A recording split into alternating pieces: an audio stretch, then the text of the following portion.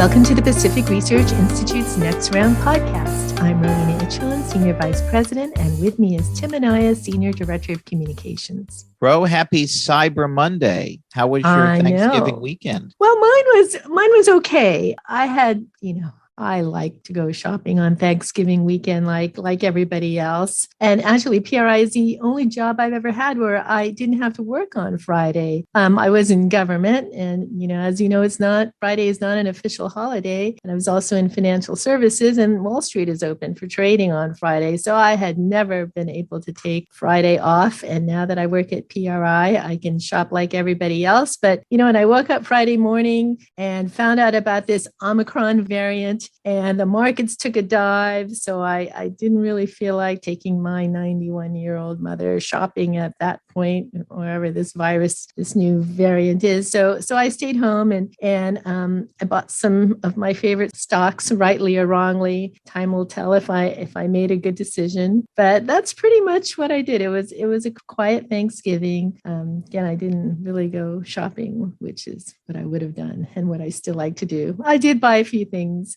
on the Black Friday specials, but mostly I bought stocks. It's interesting. I'm wondering how will this latest variant impact already jittery people as far as their holiday plans? I decided not for the variant, but just for the headache of, do you have a vaccine? He doesn't have a vaccine. Do you have a mask? He's not wearing a mask. I decided I'm not going to have my Christmas party this year just for the headache of, I don't want to deal with all of that, at what should be a very jolly occasion. But I wonder, are we going to get a dose over the next month of stay inside, don't go to Christmas dinner because the Omicron might get you? Well, also it's tough to plan vacations. I mean, right about now, people are thinking about what they're going to do next year. It's spring and summer. I mean, you really do need to book that far in advance, and who knows what's going to happen. So, I'd like to go to the UK next summer.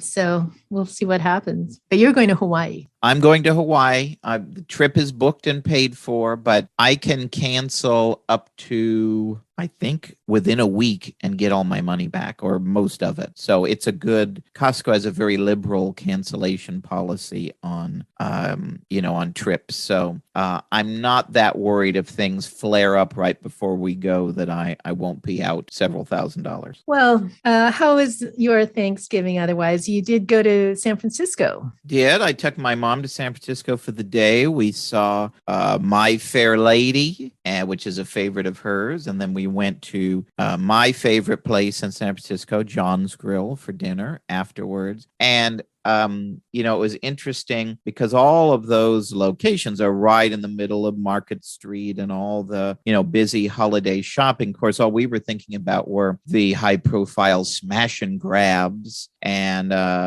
people walking out of Neiman Marcus brazenly with thousands of dollars worth of stuff. For that reason, I decided we're going to take the train. I'm not going to drive up and leave my car there because goodness knows what would have happened to it. So it was a bit of a to-do to have to take an Uber from here to there. And then, the train, it's like an hour and a half to get from San Francisco to San Jose. So, it's really about almost double the time to drive there. But no muggings and my car is safe. Well, that's good news, but it's really alarming. Here in Pasadena, the Bang & Olufsen, that high-end media electronic shop, was somebody threw a rock over the weekend. So these super high-end places are really being targeted. Don't know if anybody was caught. It did seem like there were fewer, for Thanksgiving shopping weekend, it did seem like there were fewer shoppers than normal. And I don't know if that's because of the Omni or because of the smash and grabs. But,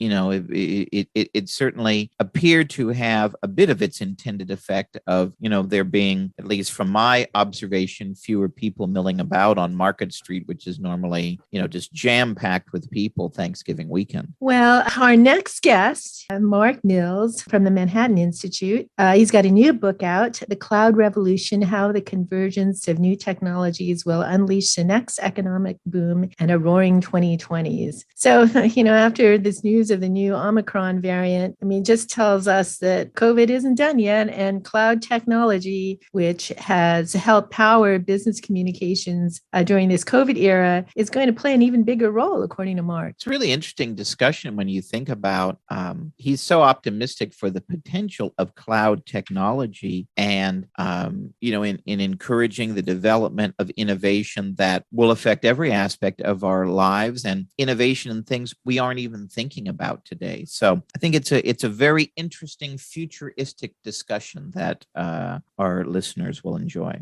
Well, thanks everyone for listening. And here's Mark Mills. Hello, Mark. Welcome to PRI's Next Round podcast. Thanks for having me. Delighted to be here. You have a new book out, The Cloud Revolution, How the Convergence of New Technologies Will Unleash the Next Economic Boom and a Roaring 2020s. So in the preface of your book, you write that, quote, the original Roaring 20s didn't begin until after what was in a pretty miserable 1920. The world certainly had a pretty miserable 2020, and 2021 hasn't been all that much better. So looking at where we are today, do you see the stage being set for another Roaring 20s following another period of pandemic and hardship? Yeah, I do.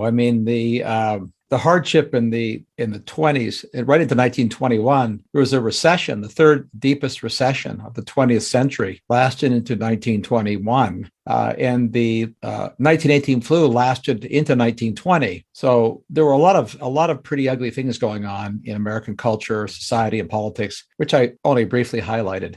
The point of the history analogy is not that we don't have problems today. The point is that the problems today, in my view, are very similar to the kind of problems America struggled with before. They're not necessarily easy problems to solve, but they're unrelated in a broad way to technology revolutions. Governments can squelch technology revolutions, but they don't really create them. So governance matters. But the point I'm making about then and now is an analogy between the kinds of revolutions that took place around 1920 and today are almost identical. They're identical in this sense. The great expansion of wealth and well-being of the 20th century. I should say as an aside, obviously there were bad things that all happened in the 20th century, but over the whole expanse of the 20th century, in America, we saw average lifespan increase by 30 years, per capita wealth increased by 700% in real terms. That didn't come about directly because of a government policy or one inventor. It was a confluence of revolutions that matured into three different domains that all technologies lie in. That is, everything about technology can be categorized as being about information, about machines, and about materials. In the 1920s, we saw a maturation not of just one thing, and not an invention of a thing, but the commercial viability of arriving for cars and airplanes and power plants in the machine domain. In the materials domain, we saw the advent of commercially viable chemistry, chemicals, pharmaceuticals, polymers, alloys, high-strength alloys. In the information domain, of course, it was the ascent of telephony and radio and the sort of professionalization of the information around science. It was the convergence of those areas at the same time that really propelled the entire 20th century. My book is the roadmap to an identical convergence in the same three spaces of technology that's happening now in the 2020s. So you write that the 2020s boom will center on the democratization of the technologies of knowledge, which manifest itself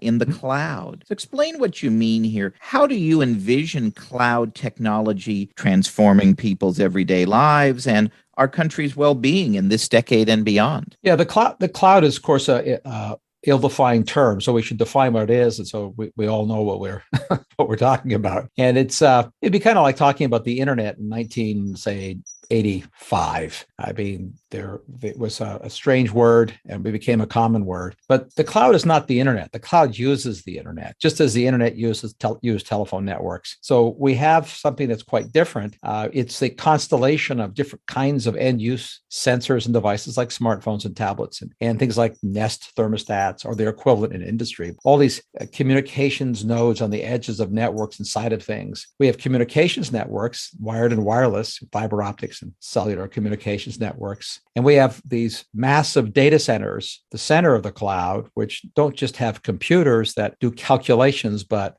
logic that does something that we would call inference, or in the more frightening word, artificial intelligence. So this whole constellation allows something very different than just communications, different than email. People were very excited about email. AOL, you got mail, big deal. And it, changed the postal system and changed how we send our letters. But that was a communications platform. It's very different than what we do daily now. Almost everybody daily uses the cloud, and they know they are, but they don't think of it in those terms. When you use DoorDash or Airbnb or Uber, or you could think of just mapping when you have Google Maps or the equivalent in Apple, all those functions are using a cloud function that does analysis and estimating of what is a good decision or a good action, make recommendations. It's not that we're communicating with the restaurant. We're getting a function done, a service done. And it has sort of a knowledge function built into it. There's analysis, recommendations. This is very different than just communications. As soon as you say it's different, it's obvious it's different. We've done that, when I say we, the sort of the engineering and industrial community, have done that first in information domains. So news and entertainment, finance have been the easiest things to cloudify, because in effect we're digitalizing things that are that are informational. That's not nothing. I mean, if you thought in terms of how easy it is to watch movies and get recommendations, that's all a cloud function. It's not just a communications function. There's a lot of information analysis and disintermediation going on. That has been dominantly, again, in the information spaces. It has been very limited to move that kind of functionality into the rest of the economy. The information spaces, finance, entertainment, and news, that's about 20% of the GDP. That's a lot, and a lot has happened there, and not all of it's good. So we could talk about that. But the other 80% of our economy, where we make things, move things, grow things, those comprise 80% of our economy. And they've been very difficult to digitalize because they're actually much more complex, first of all. So the computation power needed is much more demanding. And the consequences of getting it wrong are much more serious. So we do go slower for a reason. I mean, the blue screen death that we used to talk about, or the jitter we get on Wi-Fi, it's sort of annoying if you're watching a movie, right? It pixelates. It's annoying. It's not life-threatening. You can't have that kind of sort of pixelation or blue screen death if what you want the computer to do, the robot to do, is to drive a vehicle or fly an airplane or operate a machine. So you need far greater performance and reliability and more time to make sure you test it properly. That's been going on for the last 2 decades. That's what we're on the cusp of now doing. And we see the evidence of this in all manner of industries, that it's already beginning. It's not a revolution that one is predicting might happen one day. The whole point of my book is that I'm pointing to things that have already happened and that are now expanding. To follow up on that, Mark, I'm just amazed at what we can do in terms of healthcare now. Your doctor can track your various vitals. You have appointments, on Zoom, so you don't have to actually go in the doctor's office. It's really fantastic and a huge leap from even just 2 years ago, 3 years ago. Well, that may, Marina, you point out that's maybe the single most important part of our economy that has been the most resistant to productivity gains, improvements, has been healthcare. Right? We all know that. In fact, if you map it out in economist terms, which is inputs and outputs, to get better and more outputs, you have to have more inputs, which is a way of saying more money and more people. What you want is to get better and more output, which is better healthcare, with less money going in and fewer people having to do it. That's called productivity. It's how you get revolutions. And you're absolutely right. If there's a silver lining to the great odious lockdowns, it was the government being forced to allow people to use FaceTime and telemedicine to talk to physicians. So obviously that's much more convenient to do your pre-screening on a smartphone and talk to your doctor or a nurse, rather than have to show up. And what will come next, we're already seeing this, is probably many people have seen the advertisement for the EKG that you can attach to your smartphone and take a FDA-approved, clinically valid EKG measurement at home yourself. I mean, this is talk about democratization of medical diagnostics. That's a big deal, but that's just the beginning. So the kind of sensors and connecting the information from the sensors to the cloud's computing power to do medical diagnostics that are very personal, hyper-personalized, that's exploding. When we look at what's being brought from the lab into pre-commercial, getting approval. I give you a couple of examples. One, it's obvious. Clearly, it would be much better for any disease, but especially the evil COVID, if there were a very fast, extremely accurate test that you could just do yourself, that through your smartphone, you could get confirmation of the diagnostic power. If you could imagine a sensor that can detect the virus at high levels of specificity and rapidly in seconds and confirm it through the analytics in the cloud. Well, that's not crazy. It's not theoretical. In fact, those things do exist. Not finished clinical trials and approval, but such things do exist. That kind of improvement in diagnostics, obviously it's meaningful. And it's also, to use the economist term, very productive, better outcomes than how we have to go about it today. And then the next sort of diagnostic revolution would come from the combination, as I write in my book about, we need a materials revolution as well. The kinds of materials that are now not only possible, but are gaining FDA approval are biologically compatible electronics. In other words, to put simplistically, I can imagine making a computer I can consume, or more clinically, technically correct, a smart sensor so small it fits inside of a tiny vitamin pill. So if I take my vitamin D in the morning, at the same time, I'm swallowing a sensor that can do real-time analytics on critical body chemistry, so that and the data will be collected in something that's called a body-centric network, secure in your phone for you, that you can choose to share with your doctor if and when you want. But it certainly changes this equation. Anytime any of us have been sick and see a doctor, first thing the nurse or doctor asks are things like, what did you eat 2 days ago? Or can you imagine them asking, what was your blood sugar level 2 days ago? Or what your body temperature was 3 days ago? Or all the different diagnostic questions that the doctor can't ask because you don't know. But the kinds of sensors and information that are now being produced and developed, moving into commercial viability, will allow that kind of hyper-personal sort of tracking and baseline information for all of us. And then eventually, sort of the holy grail in the medical field is to create what's called a digital twin. So the digital twin already exists for machines. And what digital twins allow is a completely realistic simulacrum of a machine operating in silico in a machine that is linked in real time to the real machine. What that allows is diagnostics for potential failure, analysis of what if. I mean, you can begin to imagine how valuable that is for operational efficiency and reliability. To do that for a human being, not crazy anymore. There's a project called the Virtual Physiological Human. That is a massive global project to figure out what the metrics are, what information we need. It's no more crazy to imagine in the foreseeable future, every one of us having a personal virtual physiological twin in the cloud than it would be to say to somebody, in 1969, year of summer love, that everybody would be carrying around in their pocket a computer 20,000 times more powerful than the most powerful IBM mainframe of that day. That's the kind of track we're on now. So let's drill down on these three spheres that you focus on that you say are the key to advancing the potential of this cloud revolution. Let's look at information first. You note the huge transition we're already seeing in, how information is stored and made accessible. The cloud is ushering in an area, you write, of computational measurement combined with a real-time inference analysis and real-time sharing. So how will the evolution of information, as you write, see information dominating the economy and things like currency and even scientific advancements? Yeah. It's a truism to say that having more information about anything is always valuable. It's just sort of obvious when you state it. So it's always the case that you want to know more data, more information about anything, but whatever the process is, whether it's something as simple in a supply chain as where did the milk come from a safety perspective, to operating machines that are engaged in scientific discovery. We want more data. Collecting data requires new kinds of sensors and new ways to connect with them. That's profoundly changed in the last decade.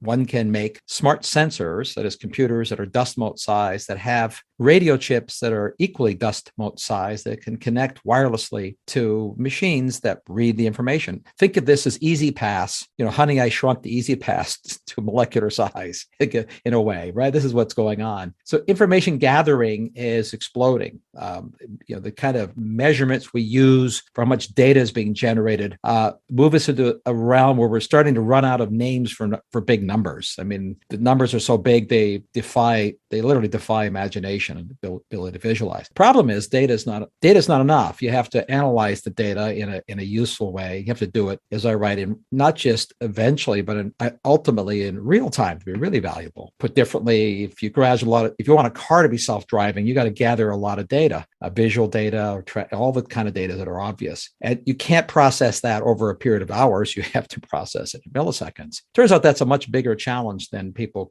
thought a few years ago. We'll get to that, but you don't have to get to that to make a revolution happen with the kinds of data processing that's available in the cloud to do discovery. So we have an example of this. I mean, right after the coronavirus was the COVID-19 was identified and its genome mapped, researchers around the world began to try to figure out not just how to make a vaccine, because that's a separate story, but how to develop therapeutics, the kinds of new kinds of medicines that could deal with the symptoms. And this is increasingly done in silico, in computers, where you have a list, if you like, a menu of thousands of chemical, in fact, millions of chemical compounds. We know exactly what their biochemical and biophysical behavior are, and that data are in computers. And so now with supercomputers, you can do in silico experiments to see what kinds of combinations might make sense to deal with a certain class of symptom or virus or bacteria. In fact,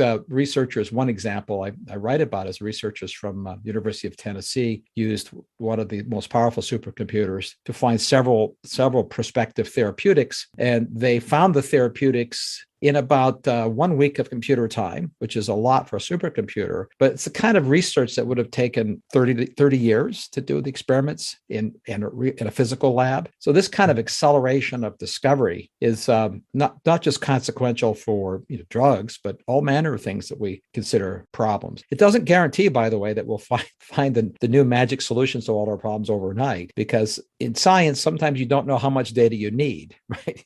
It's a sort of an odd philosophical problem that as we expand the amount of data, we find out we need even more data. But we do know something from history. As we expand the amount of data and our ability to analyze it, we do make these kinds of discoveries. It's quite remarkable. So let's move on to materials. You write that, quote, all things that make civilizations possible, that make everything bright and beautiful, start with materials used to build every invention, product, and tool, and all of the services based on them. So will the advancements in the material sphere help to fuel the cloud revolution? Well, yeah, absolutely. So we look by analogy again. If we think about prior to the chemical revolution, which some people are unhappy about, vilify, unless they think about what their life would be like without modern chemistry and what a derivative industries from modern chemistry are pharmaceuticals. But if you go back prior to the chemical revolution, which was a revolution of knowledge, of understanding how molecules work, bringing a scientific discipline to thinking about how you could combine different molecules to produce different materials like polymers, plastics, and pharmaceuticals. Prior to that, everything in the world was made from, such as stone, wood, bone,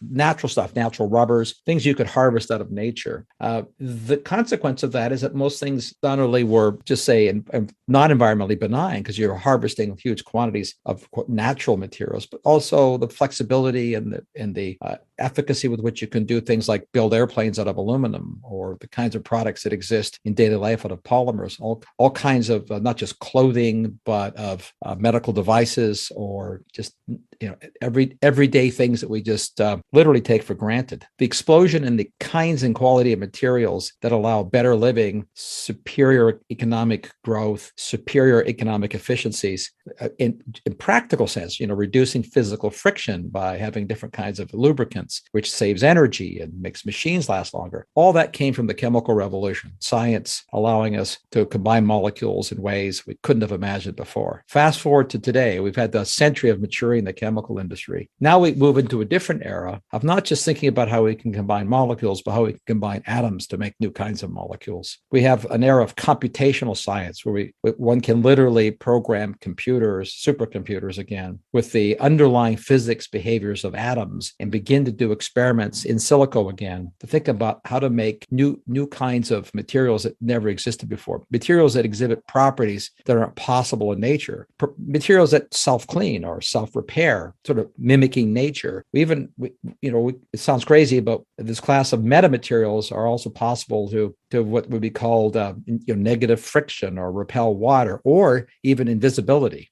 It's consequential in ways that are unimaginable, just as if we had asked somebody in 1915, 1905, 1902 to imagine the range of kinds of products that we have today. And the materials revolution, by the way, is the reason we have the kinds of microprocessors that exist, why lasers exist. The idea of a laser was a Nobel Prize-winning insight for Towns. But lasers, when they were invented with crystals, a class of materials, one could not have imagined then having lasers that would shrink down to the size of a dust mote, made entirely possible by new classes of materials. So a concurrent debate we're having today, and no doubt fueled by the so-called new normalists that you describe in your book, is how technology, and in particular robots, are going to transform the future of work and the jobs currently being done by human beings. So how are we likely to see advancements in the machine sphere transform things like the factors of production, increasing automation, and improving productivity? And in your view, are these future transformations something that should be feared or celebrated? Well, obviously, I think they should be celebrated, but we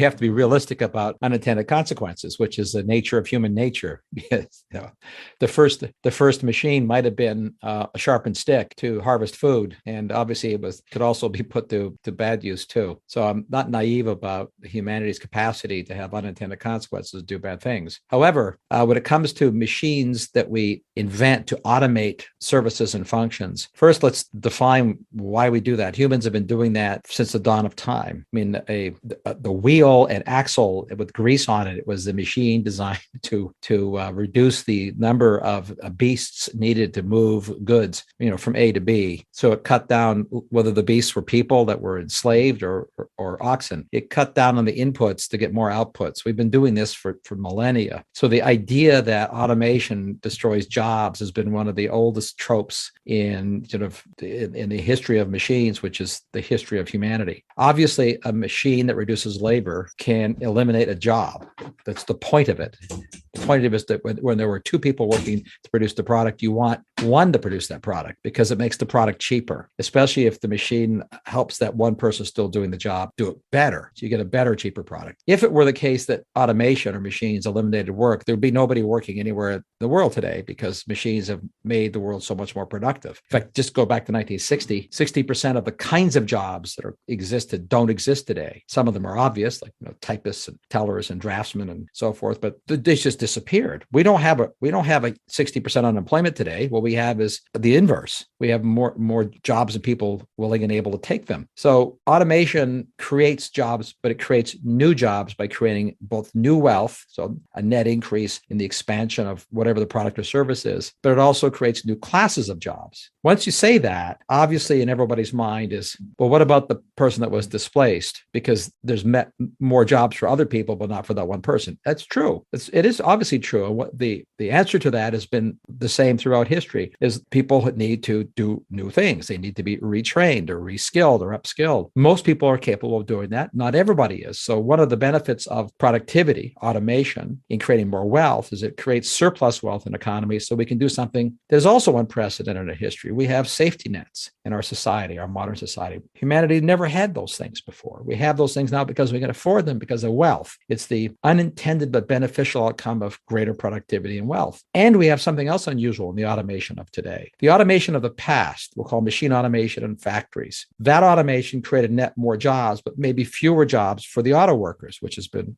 a trend for a century. So there's fewer auto workers per car, which has been the goal of the automotive. So people have to get jobs elsewhere. But if you've been working in a space where a machine displaced you, it's the first time in history where the machines doing the displacing are also the amplifiers of reskilling and finding new jobs. Put simplistically, in previous eras, the first thing the machines do now they couldn't do before workforce help you find jobs elsewhere. Finding a job in Cleveland, if you lived in Cincinnati, it was very hard. Never mind finding a job further away. But with the kinds of tools we have in the internet and cloud, not just the communications tools, but the cloud function of doing the search function, if you like, in a way that is knowledge driven. You can ask questions, you can interrogate and look for things. And the machines that cause the displacement, the automation, the AI machines themselves also make reskilling and upskilling better, not just zooming to educate, but the kinds of retraining and reskilling that's possible through the application of machine learning and artificial intelligence to training itself accelerates our ability to upskill and reskill people. So it's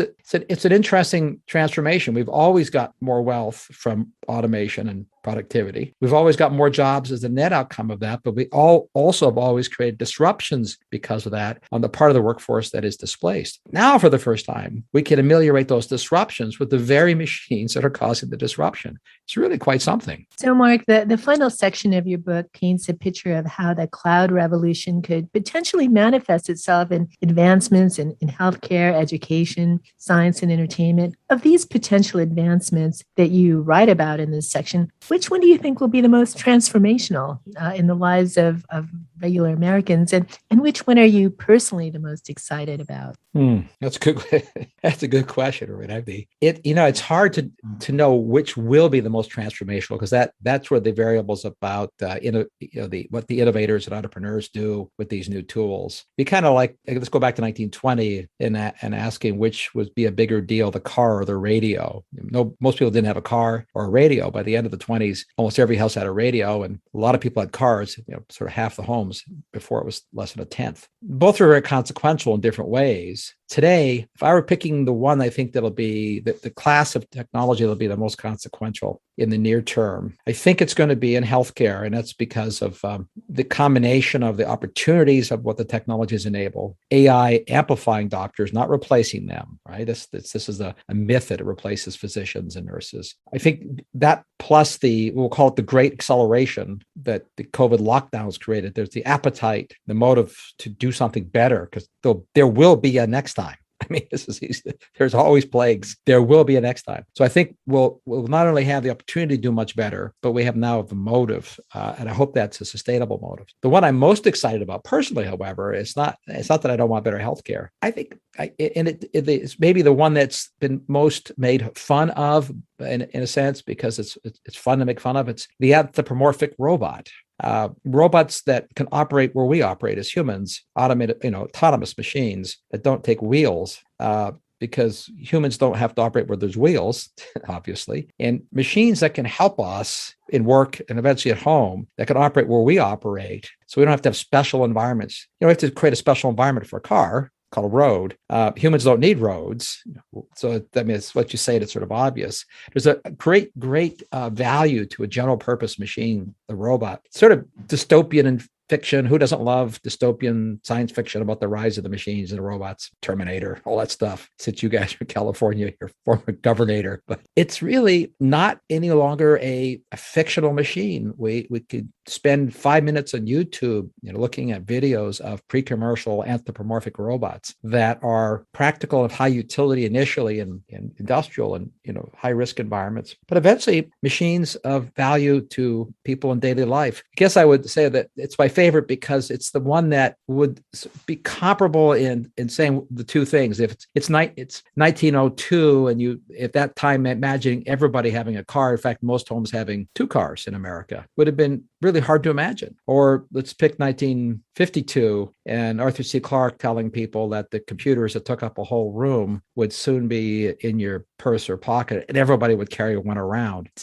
Not really many people believe that in both those time periods. I think we will have a Model T moment for robots in the 20s, and that will unleash a whole new class of productivity machine and convenience machine, and useful, by the way, in healthcare, because a lot of the hassles in healthcare have to do with just physical tasks like lifting things and lifting patients. So that's a long answer to, I think healthcare is what's poised for a huge leap forward in productivity. And I think robots are going to become real in the sense that everybody knows what a robot is. They don't mean a washing machine, which is a robot of sorts, but we mean a real robot, the way science fiction has imagined it for decades. Yeah, Tim's always on Tim's wish list, Mark, is a Roomba, because he hates vacuuming. Yes. I welcome any robotics in cleaning. Well, the first place they'll do cleaning is in dangerous places, which is where you'd want them, where you don't want people doing the dangerous cleaning tasks. And then after that, they'll come and help what we presume is a less dangerous place, which would be your home, Tim. Yes. So the epilogue to your book focuses on three big challenges that dominating the news today, and that's climate change, China, and big tech. And each of these could complicate both the cloud revolution and the path that America charts in the coming decades. So in your view, are these course-altering problems that could threaten the potential of the cloud revolution and the future of our prosperity? Or are these all challenges that could be overcome with the right policies in place? Well, the answer is yes to both. The reason I put it that way in the epilogue, and my book isn't about politics and technology. It's about any more than if you were writing in 1920, if you wrote about the politics of that day, things like prohibition. And remember, just to go back to that period of time, not only did we pass a constitutional amendment to make it illegal to consume a substance that people had invented and consumed for all of history, before history, alcohol.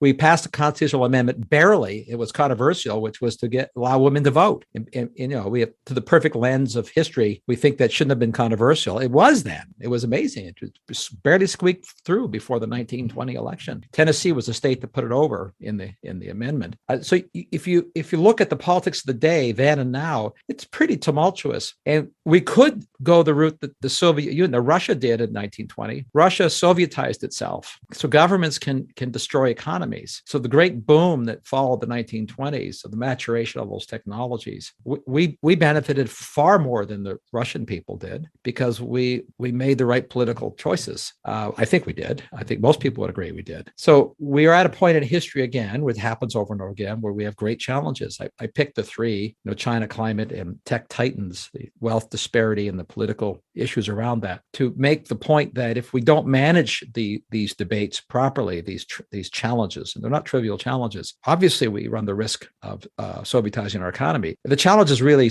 to sort of distill them, not to understate the challenge, not the difficulty of dealing with them. Obviously, the climate challenge, in my view, is a misdirection of resources and time and effort to worry about something in the far future that will require money and technology and wealth to deal with. That is a changing climate. Climate always changes. So the most important thing is to have lots of money, wealth, and technology to deal with it in the future, to deal with whatever the consequences are. To impoverish ourselves today, to have de minimis changes in what the future will look like climatologically would be a very bad path. And I worry about that. I think it won't happen, but it's a fight. Similarly with China is a non-trivial geopolitical and economic threat, if you like, to the United States, or competition. But as I write in the book, I think China has far greater problems than we do. And we have some inherent advantages, not just our culture and politics, demographically. We're going to be a far younger country very soon, which has economic consequences. And finally, if we pass what I'll call ham-handed laws and regulations to manage what we could probably all agree are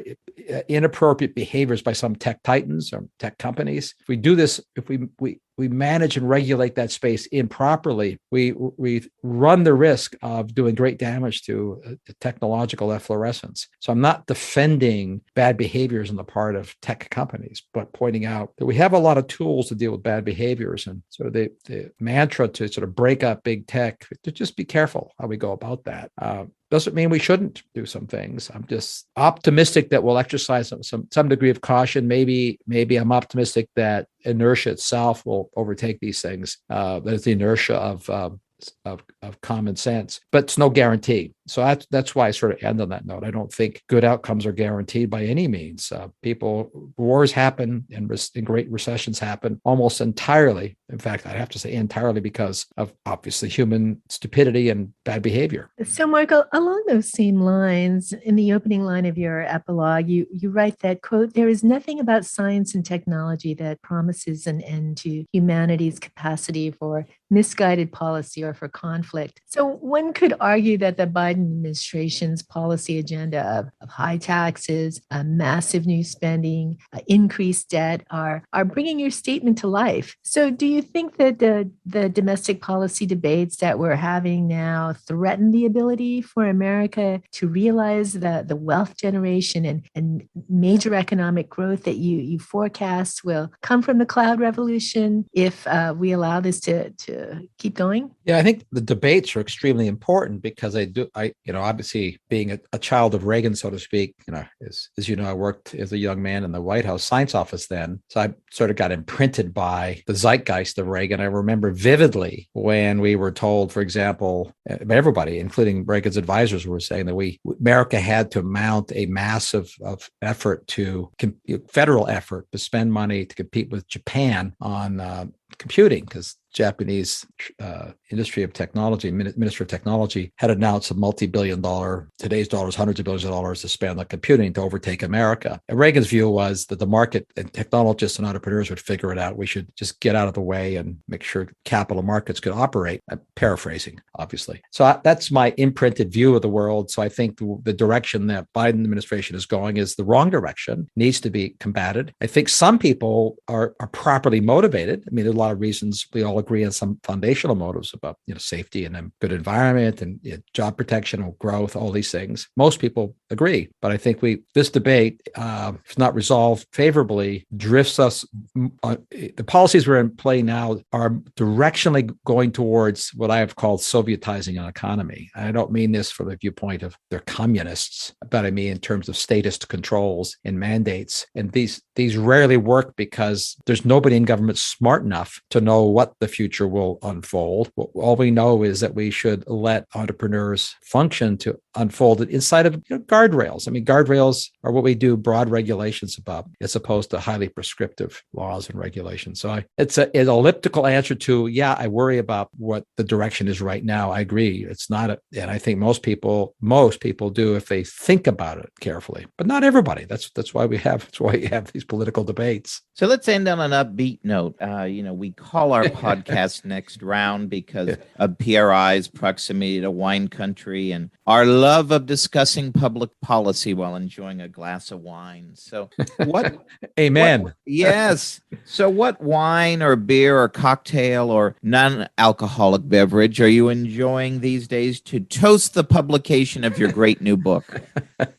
Well, I would tell you that there's two, and they're kind of two iconic states whose beverages I enjoy. One is there's a vineyard in up towards the Russian River Valley called Smith's Story, not to pick on a specific one, that I really enjoy almost all their wines. Especially they have some remarkable, just really remarkably good wine. So anyway, I like all their wines. I'm sort of biased, having visited them and continue to enjoy them here on the East Coast. And of course, in Texas, because I'm ambidextrous when it comes to the kinds of alcohol that are fun to enjoy. I like Tito's. What a great American success story. Both of them involve entrepreneurs that have done something remarkable, which is sort of the American spirit. And by the way, Dan, on an upbeat note, the kinds of things that vineyards can do, entrepreneurs can do, the ability to tap into markets, their ability to manage the machines, to use drones to monitor pesticides and use sensors to look at water levels to grow grapes. All these things are made easier, far easier by this cloud revolution. And it's not just making healthcare better, it's making the food supply chain better, allowing entrepreneurs to function like big businesses. And Silicon Valley gets a lot of credit for that. California has been the epicenter. They have bragging rights. It's just that I'm hoping they'll begin to think hard now about the risks that they're taking in, we'll call it inspiring regulatory overreach to squelch innovation. They more than anybody else, your neighbors in California should, as they think about this, recognize how important it is to let us unlock this new revolution that they are the progenitors of. And thank goodness. Well, Smith's Story, we're going to have to look that up. I haven't tried their wines, but thank you so much. Really terrific interview. Thank you for having me, Marina and Tim. It's you guys do great work, and God bless you for being in California. If you like this episode, please tell your friends and subscribe to PRI's podcast at iTunes, Google Play, Stitcher, TuneIn, iHeartRadio, and Spotify. And when you're on these platforms, don't forget to give us a big 5 stars. If you don't subscribe to any of these, you can still listen on PRI's YouTube page, youtube.com/Pacific Research 1. That's the number 1. Thanks for listening. I'm Rowena Ichon. Hope you'll come back again for next round with PRI.